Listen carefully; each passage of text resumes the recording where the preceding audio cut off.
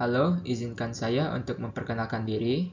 Saya Jason Alexander Christophorus dari kelas JK dan sebagai anggota kelompok 1. Saat ini saya ingin memberikan presentasi mengenai proyek yang saya lakukan selama satu periode dalam mata kuliah Character Building Agama. Proyek yang dilakukan adalah proyek yang berkesinambungan, mencakup tugas kelompok pertama, tugas pribadi, hingga tugas kelompok kedua. Presentasi ini akan menjelaskan seluruh bagian proyek, meliputi latar belakang masalah, rumusan masalah, hasil temuan, solusi yang ditawarkan, dan refleksi pribadi terhadap proyek ini. Tanpa berlama-lama, saya akan langsung membahas proyek ini.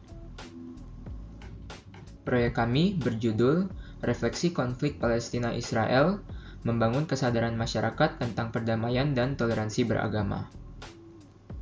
Kegiatan yang dilakukan dalam proyek kami adalah: pertama, penyusunan proposal bersama kelompok, termasuk pembagian tugas yang akan dilakukan secara pribadi, yaitu observasi, FGD atau Focus Group Discussion, dan wawancara.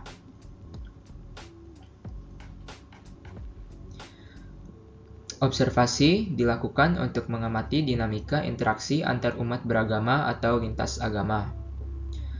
Focus Group Discussion dilakukan untuk membahas bersama pentingnya toleransi beragama yang melibatkan mahasiswa dan masyarakat.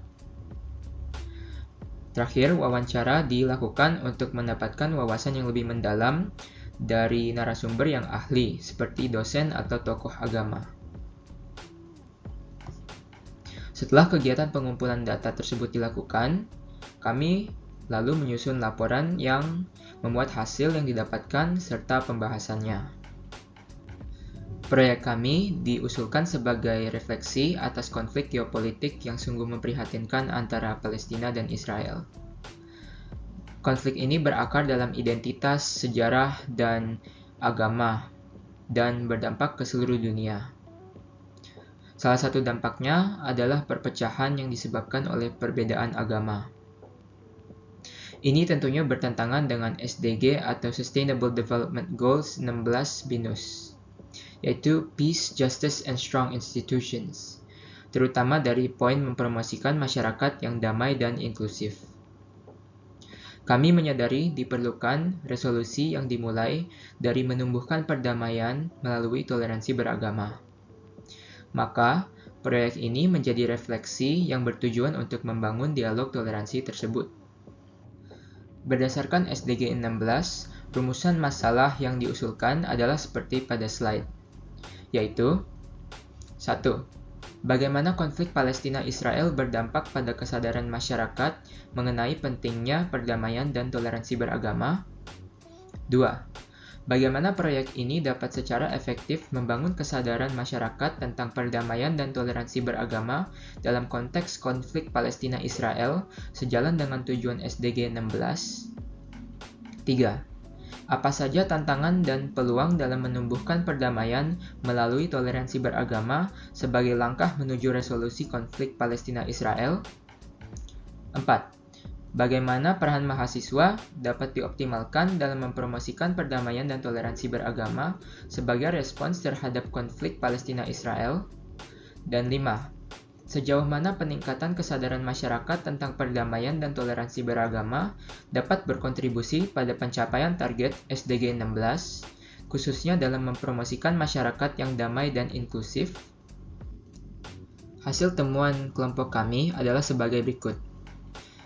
Konflik Palestina-Israel sebenarnya bukan konflik agama, namun disempitkan menjadi konflik agama, sehingga menyebabkan masalah seperti ketegangan dalam relasi antar umat beragama, prasangka dan stereotipe, politik identitas, dan ekstremisme, radikalisme, terorisme, dan sebagainya.